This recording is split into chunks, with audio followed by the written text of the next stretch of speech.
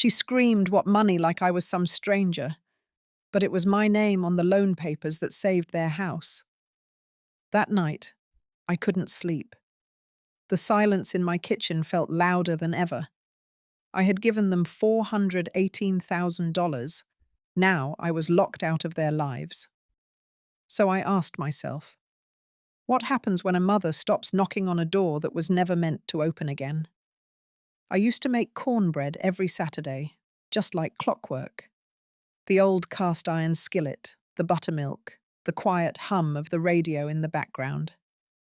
It was the one time of the week my son Ronald and his wife Kelsey would stop by. They always came hungry, always left full. I never asked for much, just that they remember who used to pack lunch into foil every morning and who stayed up folding their laundry when they were too tired to move. It was 3 weeks after Ronald lost his job that they knocked on my door late at night. No warning. Kelsey's mascara had run clear to her jawline. Ronald looked like a man carrying cement on his back. He said the house was at risk. Something about missed payments and the bank closing in. He needed help. I listened. I didn't interrupt. Then I opened the drawer by the fridge and pulled out the folder where I kept the emergency numbers. I also pulled out the checkbook.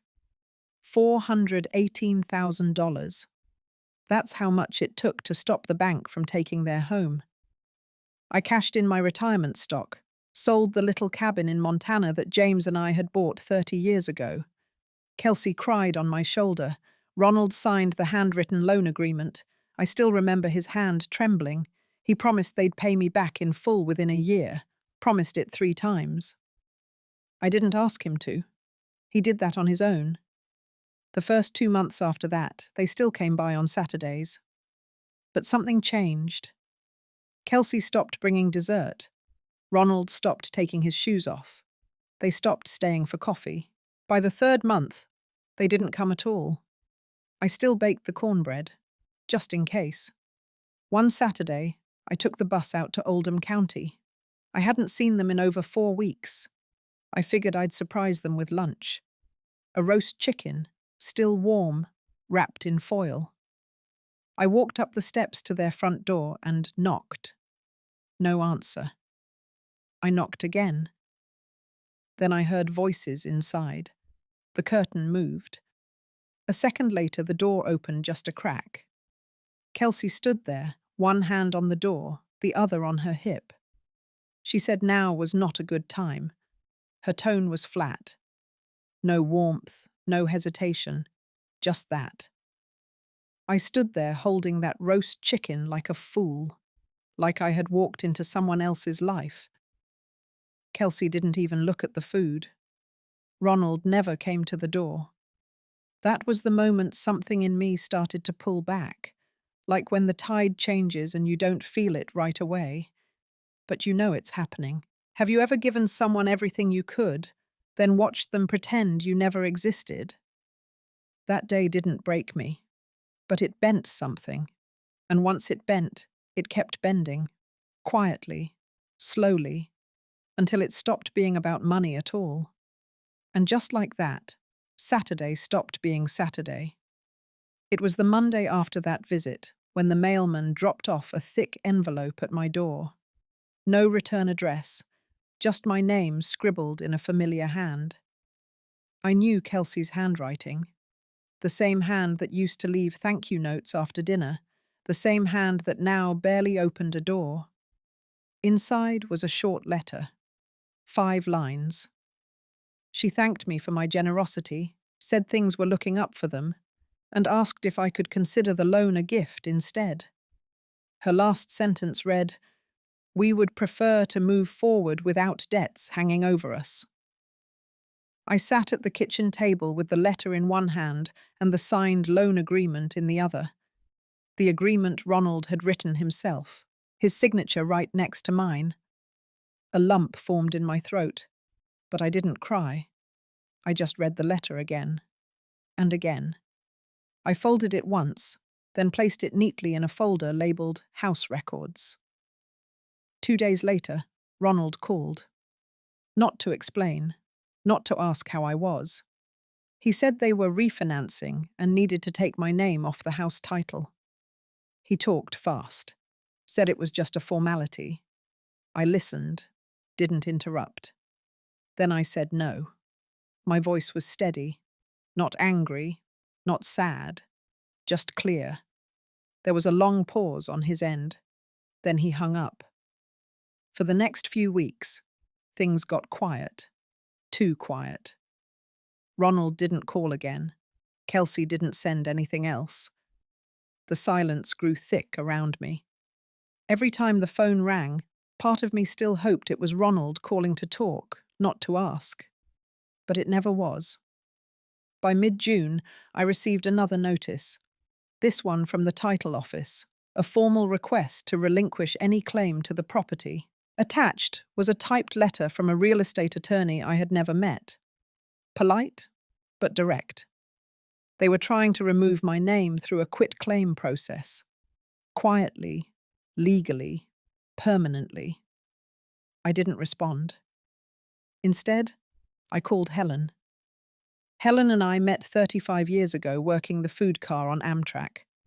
She was sharp as a tack and never forgot a single detail. She retired 5 years before me, but we still had lunch every month. She had once helped her niece through a property dispute and knew a thing or two about housing law. I told her everything. She didn't say much, just asked me to bring the documents. We sat at her kitchen table for 2 hours, going through every page. The agreement Ronald signed. My bank transfer slips, the mortgage statements. Helen looked at me over her glasses and said one sentence that stuck. You have enough to hold your ground. I took a deep breath. For the first time in months, I felt something settle in my chest. I wasn't crazy. I wasn't being dramatic. I was being erased. And I wasn't going to let that happen quietly. That night, I made 2 copies of every document. One set went into a new folder labeled legal, the other into a fireproof box I kept under my bed. I didn't know what I would do next, but I knew this much. I would not be signing anything, and I would not be giving away the last thing tying me to the life I had built. Whatever came next, I would face it on my own terms. And this time, I would not be caught off guard. The next time I heard from Ronald, it wasn't his voice on the line. It was a voicemail from a number I didn't recognize. A woman with a crisp, almost cheerful tone introduced herself as the representative from their new mortgage agency. She said she was calling to follow up on my pending removal from the property title and to schedule a time for me to sign the quitclaim deed. She said it like I had already agreed, like my consent was just a formality. I didn't return the call. Instead, I opened my old metal filing cabinet and pulled out a manila folder labeled Christmas 2009. I had saved every holiday photo from that year. It was the last one before James passed. We were all wearing matching green sweaters, even Kelsey. Back then, she used to bring sweet potato pie in her own glass dish. I found the group photo where we stood in front of the fireplace. I looked at Ronald's face, full of light. He was holding my hand. Now he wanted to erase me with a form. I reached out to Helen again. She came over that afternoon with her reading glasses and a yellow legal pad. I made us chicken salad and sweet tea, then sat across the table and showed her the voicemail. She shook her head slowly. Said this wasn't just about the house anymore. It was about respect. About being pushed out of your own family without so much as a proper conversation. Helen didn't talk in circles. She believed in facts, paper trails, and knowing your rights. She helped me draft a certified response letter. In it, we formally rejected the quitclaim request and reminded them that a signed personal loan agreement existed. We included copies. We sent it through registered mail with proof of delivery. I also emailed a scanned version to the agency, addressed to the woman who left the voicemail. 3 days later, the phone rang again. This time it was Ronald. His voice was lower than usual. Slower. He asked if I had gotten the letter. I said I had. He asked if I had really sent that response. I said I had. Then he was quiet, long enough that I thought the call had dropped. Then he said something I will never forget. He said we thought you wouldn't fight back. I didn't say anything for a while. I wanted to choose my words carefully. I told him I didn't raise my voice, didn't go to the neighbors, didn't even come knocking with a lawyer. But I would not be removed like a stain. I would not be treated like a burden they could scrub out of the story. He didn't respond to that. He just said goodbye and hung up. The next morning, I noticed something strange. My kitchen corkboard, the one where I pinned holiday cards and grocery lists, had a photo missing. The one of me, Ronald, and baby Ellie at the pumpkin patch. I searched the counter, the floor, the drawer where I kept extra tacks. Nothing. It was gone. Later that week, I checked my social media page. I didn't post often, but I liked seeing updates from the church group. When I opened the album labeled Family, I noticed 3 pictures were missing. All of them had Ronald in them. All of them had me beside him. It felt like I was being cut out, quietly, deliberately. That night, I deleted the album, not out of anger, but because I would not beg to remain in photos someone else was ashamed of. I printed copies of the originals and put them in a photo box in my closet, labeled it Things I Won't Forget. This wasn't just about the house anymore. It wasn't even about money. It was about erasure. And now that I had seen it clearly, I wasn't going to disappear quietly. 2 weeks passed without a word. The silence had a different weight now. It wasn't emptiness anymore. It was a choice. I kept busy, cleaned out the attic, donated old coats, reorganized the pantry. But each drawer I opened, each photograph I touched, reminded me that my life had shifted. Not suddenly, but gradually, like a house settling in silence until the floor creaks beneath you. I was folding towels when Helen called. Her voice was sharper than usual. She told me to check the local listings, then texted me a screenshot. It was an ad. A bright, glossy photo of Ronald and Kelsey standing in front of their house. The caption read, "Now leasing, fully renovated family home in Ridge Hill, flexible terms, immediate move-in. They were renting it out.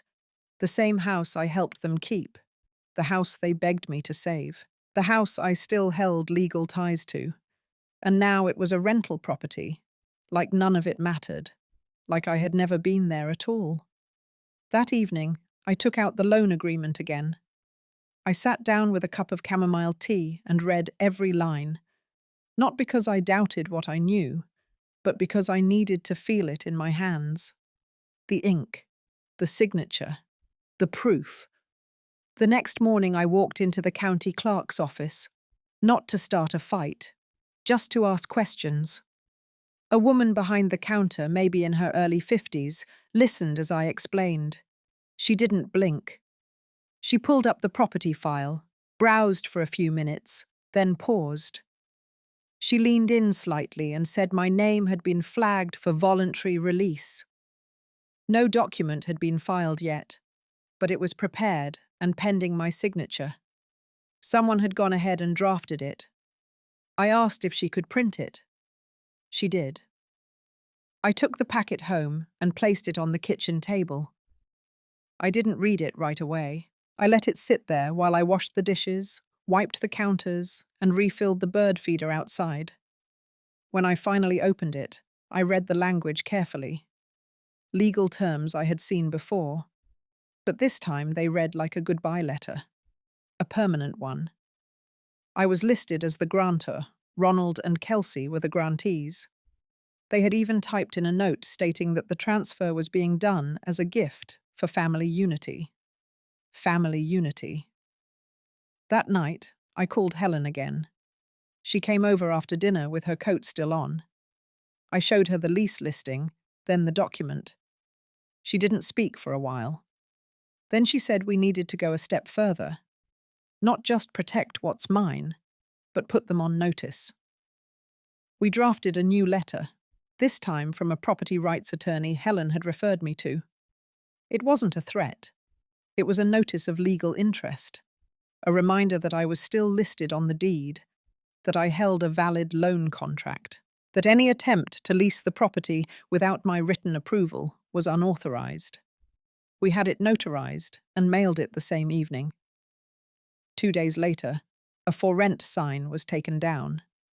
Quietly. No word from Ronald, no text from Kelsey. But I knew they had received the message. The silence returned, but this time it was different. This time, I had drawn a line. Not with shouting, not with drama, just with boundaries.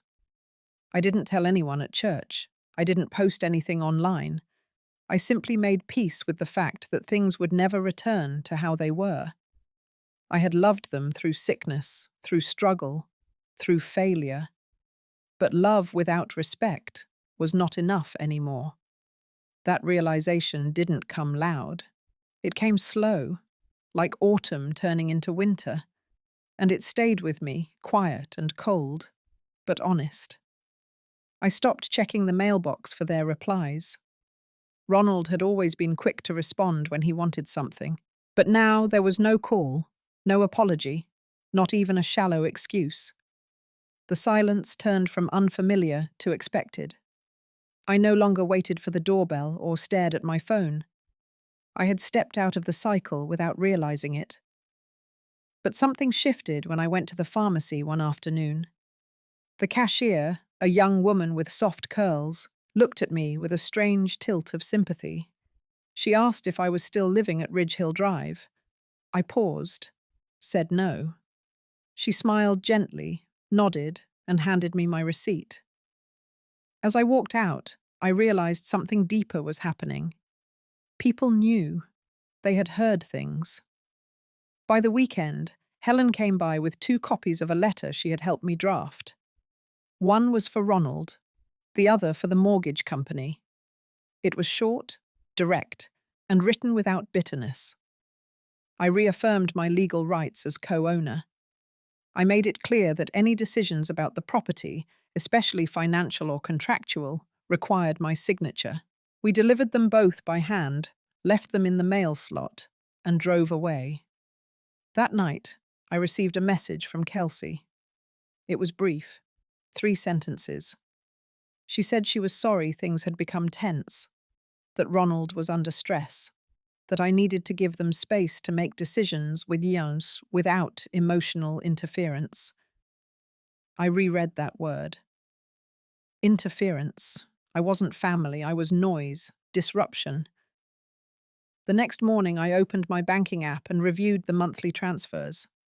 For the last 17 months, I had been sending Ronald and Kelsey $1,400 every single month. No request, no condition, just help, because that was what a mother did. I cancelled the automatic transfer. I didn't tell them. A few days later, I passed by Ridge Hill again on my way to the library. The house looked the same from the outside. Fresh mulch, a new welcome mat. But the curtains were drawn tight. There was a chill even in the sunlight. That used to be a place of warmth. It used to have my hands in it. Now it felt hollow. Or maybe I was just seeing clearly. At home, I pulled out a small notebook I kept in the kitchen drawer, the kind with dotted pages and a navy blue cover. I wrote down every payment I had made to them since the beginning, every loan, every transfer. I made notes beside each one, not for legal use, but for myself. To remember, not out of spite, out of clarity. Later that week, I ran into Mrs. Egan at the market. She had known me since Ronald was in middle school. She asked how the house project was going. I said it had changed direction. She smiled, knowingly. Then, as she reached for her eggs, she said something that stuck with me. Some people forget the hands that held them up when they couldn't walk, but the hands never forget. That evening, I sat by the window, listening to the wind move through the trees. I didn't feel angry, just hollowed out, like something had been slowly carved away over months, leaving a shape I didn't recognize. But I wasn't broken. Not this time. This was the part of the story where I began to turn inward, where I started to reclaim pieces of myself that had been scattered. I didn't know what would come next, but for the first time in a long time, I wasn't afraid to find out.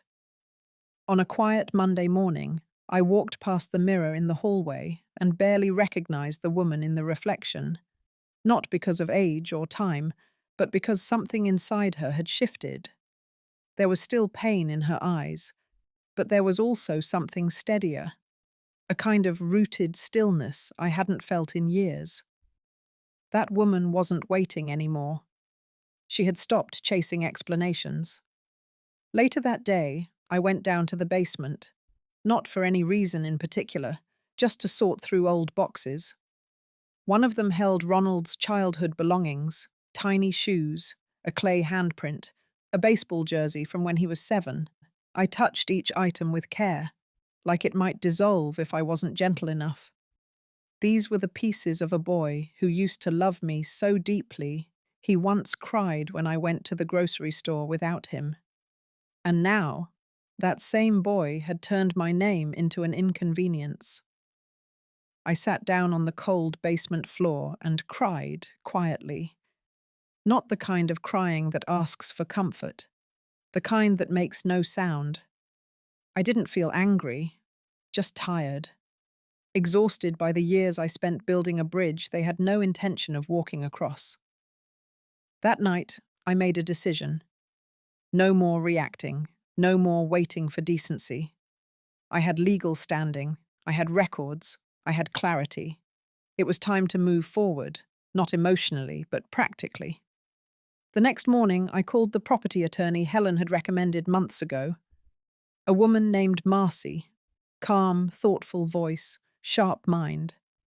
I gave her everything I had, the loan agreement, the property records, the copies of communications. I didn't need her to punish anyone. I just needed structure and a plan. She listened carefully, asked precise questions, then said something that surprised me. I wasn't just a co-owner. Because of how the funds had been transferred, and because the house had been refinanced with my income as backing, I might actually hold majority equity. I felt the breath catch in my chest. The very home they tried to push me out of might still be in my control. We scheduled a full title review and financial breakdown. Helen came with me to the next meeting. She took notes, asked follow-ups, and never once made me feel like I was too old or too emotional to handle this. Afterward, we stopped at a diner near the courthouse. I had a slice of warm apple pie, the kind with flaky crust and just enough cinnamon. And for the first time in a long time, I tasted something sweet, without bitterness underneath. That night, I sat on the back porch with a pen and a yellow pad of paper. I wrote a list of the things I had given, not just money or property, but time, energy, patience, years of steady care. I didn't write it to demand repayment. I wrote it to remind myself that none of it had been in vain. I had been generous, even when they weren't kind. The wind picked up. I pulled my cardigan tighter. Inside, the lights were warm. The kettle was starting to boil. Life kept moving, even when hearts were broken. And now, mine was learning to move with it, not out of spite, but out of survival, out of quiet dignity, out of the soft strength that comes from knowing your worth cannot be taken, only forgotten. And I had remembered. A week after that meeting with Marcy, I received a thick envelope in the mail. Inside were official title documents, tax filings, and a valuation statement for the Ridge Hill property. As I sat at the kitchen table going through each page, my hands trembled, not from fear, but from the quiet weight of truth. Marcy had been right. With the combination of my loan, recorded financial backing, and tax documentation. I legally held controlling interest in the house. I didn't feel triumphant, just still. The next day, Helen and I met with Marcy again. We discussed options, not as revenge, but as boundaries, legal clarity, emotional finality. Marcy drafted a formal notice of withdrawal from any future financial obligations related to the property. She also prepared a document stating that, unless I was reimbursed for my contributions, any attempts to alter the deed or lease the house would constitute legal breach. That night, I sat in the same chair I had nursed Ronald in as a baby, the old rocker with the worn arms. I remembered him resting on my chest, breathing soft and warm. I used to think that kind of love was unbreakable. But some cracks don't come from force. They come from neglect. By Thursday, the documents were delivered. Saturday morning came with a knock on the door. I opened it to find Ronald. His face was tight, drawn. He didn't say hello. He stepped in without asking. Kelsey was in the car, arms crossed, engine still running. Ronald stood in the living room, shoulders squared like a man about to deliver a practiced speech. He asked why I was trying to sabotage their plans, said I had no idea what kind of pressure they were under, that I didn't understand modern financial stress, that I was blowing things out of proportion. I listened quietly, not interrupting. Then he said something that didn't just sting. It cracked open something deep. He said if I truly loved them, I would just let it go. Let it go.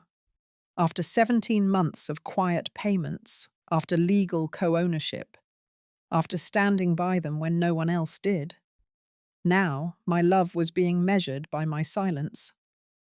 I walked to the sideboard and picked up the yellow legal pad I had used the week before.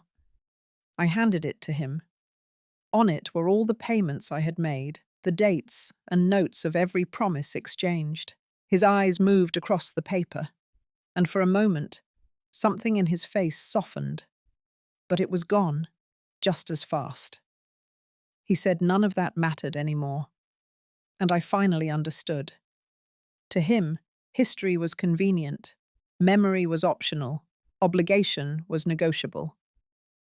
I stepped back, looked at him like a stranger, and I told him I was done.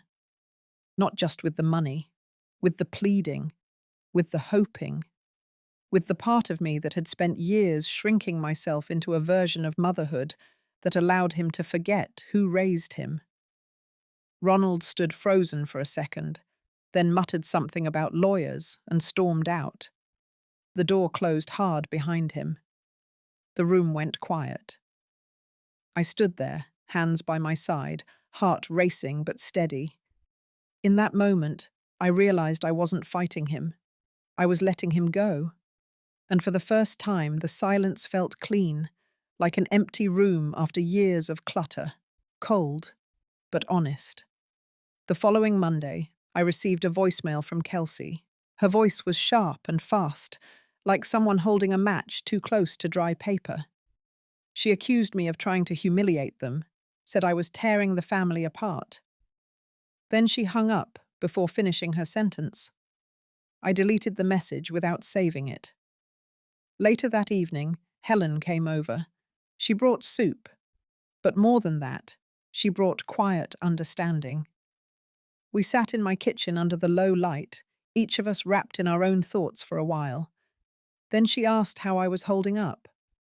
I told her the truth. I wasn't angry anymore. I wasn't confused either. I was done. Not in a bitter way, in the way someone finally sets down a heavy box they've carried for miles. That night, I reread every page of the documents Marcy had prepared. Among them was a clause we hadn't activated yet. The option to assume full control of the property in default of repayment. I hadn't planned on using it. But now, it didn't feel like a threat. It felt like a boundary. 3 days passed. Then came a second knock at the door. This time it wasn't Ronald. It was a delivery man. Legal envelope, certified. I signed and opened it. Inside was a counteroffer, a sloppy one. Ronald and Kelsey were trying to file paperwork to transfer partial interest in the house to her brother, Evan, a name I had never heard before. Their aim was clear: dilute my legal standing, complicate the case. I didn't cry. I didn't panic. I called Marcy. Her voice was steady. She told me calmly that what they attempted was legally weak, and we could respond formally by initiating a protective clause that would block any unauthorized equity moves unless I was reimbursed first. So we did. Helen came with me when I filed the notice. We stopped for coffee afterward, sat in silence for a while. Then I said something I hadn't admitted to anyone before. I had dreamed of having Sunday dinners again, everyone at the table. Laughter. A kitchen filled with the smell of something roasting. I had believed, even after everything, that there might be a way back to that. Helen reached over and squeezed my hand. Sometimes, she said, the way back is just forward in disguise. 2 more days passed. Then came the final call. This time it was Ronald. His voice wasn't angry. It was something else. Tired. Beaten down. He asked me if I was really going through with it. Said Kelsey had packed a bag and left for her mother's. Said Evan had pulled out of the fake paperwork. Said the bank was threatening foreclosure. I listened. He asked what I wanted. And for once, I didn't answer right away. Because what I wanted wasn't money. It wasn't an apology either. What I wanted was never to have to ask for basic respect again. I told him I had no interest in owning a house that was built on silence and dishonesty, but I also had no intention of pretending none of it happened. So he had a choice. He could sell the house, reimburse what was mine, and start clean. Or I could assume control, lease it out legally, and remove them from the equation entirely. He said he needed time. I said I had already waited long enough. Then I hung up. That night, the wind outside was heavy, but inside it was still. And for the first time, the quiet didn't feel like loss. It felt like truth. The letter went out on the second Monday of the month. It was simple, direct, and signed by Marcy. It stated that, as of that date, I was executing my right to assume control of the property based on breach of agreement, failure to repay, and attempted unauthorized transfer. The tenants, Ronald and Kelsey, were given 30 days' notice to vacate. I mailed it first thing in the morning. Then I walked 3 blocks to the flower shop, bought a bouquet of tulips, and sat with Helen at the lake for 2 hours. We didn't speak much. There was nothing left to say. The season had changed. I had too. The next week came quietly. No calls, no knocks. Just the echo of a decision finally standing on its own legs. Then Friday arrived. At exactly 4:30 in the afternoon, Ronald showed up. No warning, just appeared, red-faced, pacing on my porch like someone trying to will the outcome back in his favor. I opened the door but didn't invite him in. He stood 2 feet back, his hands clenched like he was rehearsing restraint. He said I didn't have to do this, that they were figuring it out, that I could wait. I told him it was already done. He said I was destroying the family. I said I wasn't the one who had chipped away at it for years. His voice cracked when he said Kelsey had left him for real this time, that she blamed him for everything, that Evan had told her to cut ties completely. I listened. I didn't gloat. I didn't twist the knife. I just stood there and held my ground. He asked if I would reconsider, if I would at least let him stay and pay rent. I said no, because this wasn't just about space. It was about principle. Then I did something I hadn't planned. I handed him a second letter. This one wasn't legal. It was handwritten. In it, I had written every moment I had remembered since he was 5. The morning he helped me plant marigolds in the yard. The time he cried in 3rd grade because he thought he had disappointed me. The day I bought him his first toolbox. And the last night I remembered holding him while he slept. Then I wrote the moment I knew I had lost him. When he let someone else decide my value. When he chose convenience over truth. Silence over protection. At the end of the letter, I wrote only this. I am not removing you from this house to punish you. I am removing myself from a role you no longer respect. He didn't open the letter in front of me. He just stood there, then nodded slowly and walked away. 2 days later, the moving van came. Kelsey didn't return. A neighbor told me she had flown back to Arizona. Ronald stayed behind for a few days, mostly quiet. On the last afternoon, I saw him standing by the mailbox. He didn't look angry anymore, just tired, worn out. Then he drove away. I stepped into the house later and found the keys on the kitchen counter. Nothing else. No note, no mess, just absence, but the kind that no longer hurt. I locked the front door, walked to the back deck, and sat with my tea as the sun dropped slow over the hill. The silence, once again, had changed. It didn't feel like retreat. It felt like a beginning. The day after Ronald left, I returned to the house with a broom, a mop, and a bucket of warm, soapy water. The air inside was still, but not heavy. The tension had lifted. What remained was just space. Echoes of voices that no longer belonged here. I opened all the windows and let the early autumn wind roll through. Room by room, I cleaned in silence. The living room first, then the guest room that had turned into a storage space over the years. I cleared away things I hadn't seen in a decade. An old chessboard Ronald once loved. Faded photo frames, stale linens that no one had touched in years. Each object held a memory, but none of them hurt me anymore. I moved slowly, deliberately.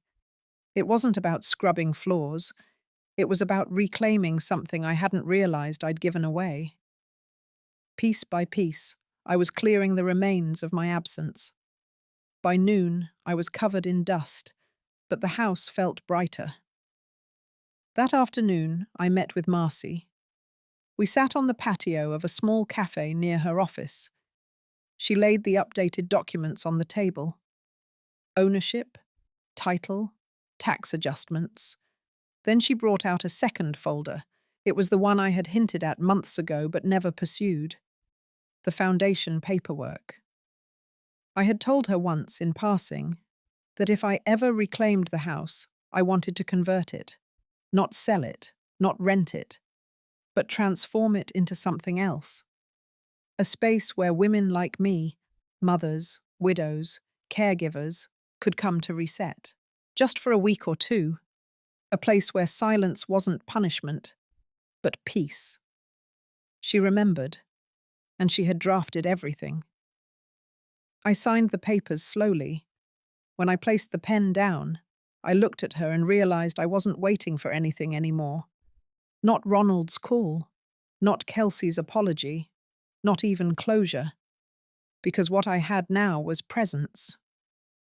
That night, I went back to the house, not to sleep there, but just to sit. I brought a folding chair and placed it right in the middle of the living room. Then I turned off all the lights and listened to the creaks in the walls, the shift of the foundation. It wasn't eerie, it was honest. In that dark, I spoke aloud for the first time in weeks. I said thank you.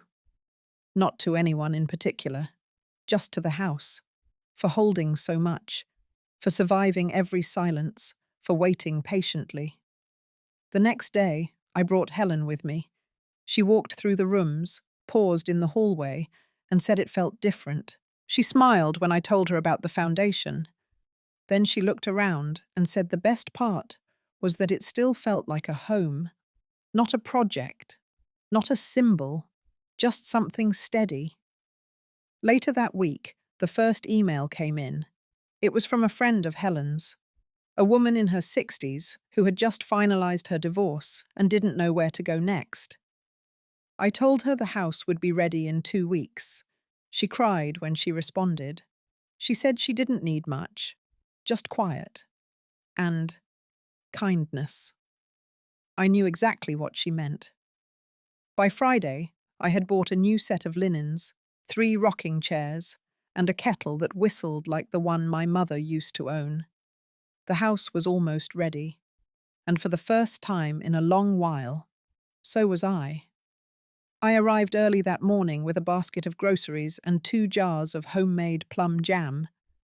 The woman who was staying that week, her name was Geneva, had asked for simple things: oatmeal, tea, a chair by the window. She said she hadn't sat still in months.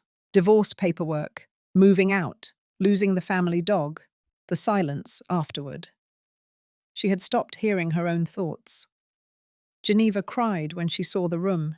Not loud, not heavy, just quiet tears as she folded her sweater and placed it in the drawer. Then she looked at me and said thank you in a voice so soft I nearly missed it. I just nodded. There was nothing more to say. I didn't stay long. The foundation wasn't about me. It was about giving others what I hadn't been able to ask for when I needed it. Later that week, as I walked past a bookstore downtown, I saw Kelsey. She was standing near the display window, staring at a row of cookbooks. She didn't notice me at first. Her hair was pulled back like it used to be in college, and she wore flats that looked too small. Her shoulders sagged under the weight of a toddler she balanced on her hip. The baby was chewing on a receipt. She looked exhausted.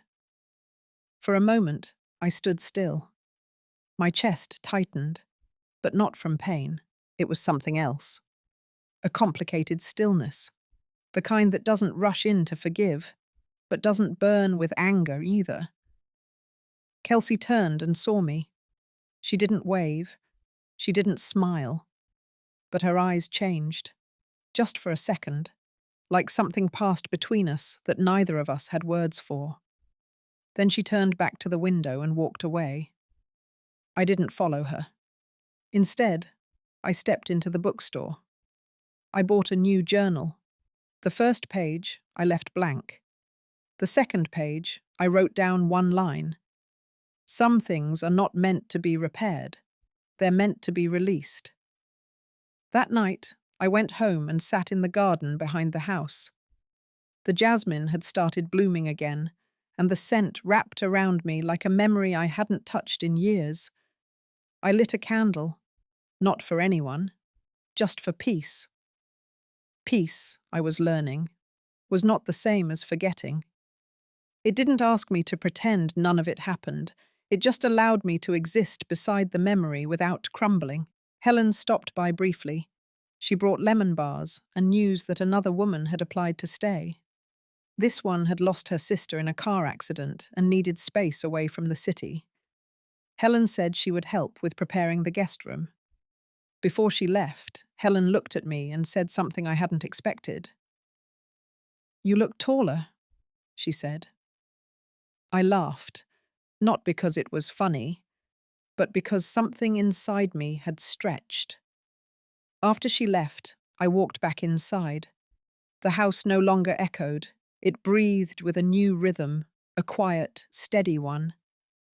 I climbed the stairs and opened the door to the room Ronald and I once shared.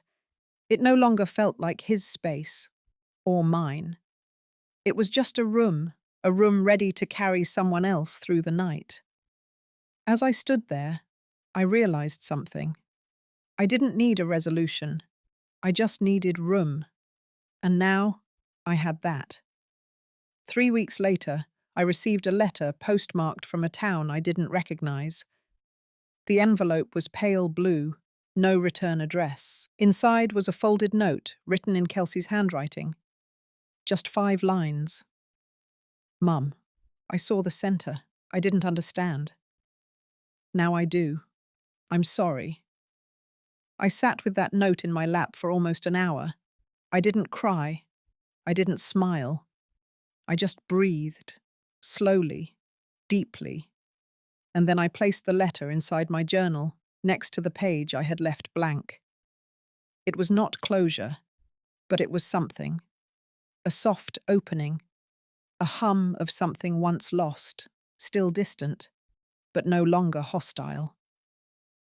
That same afternoon, Helen invited me to a small gathering at the community centre.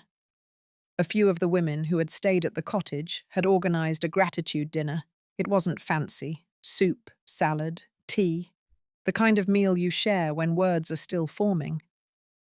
One woman, the same Geneva from before, stood up and spoke. She said, "When I came here, I thought I had nothing left.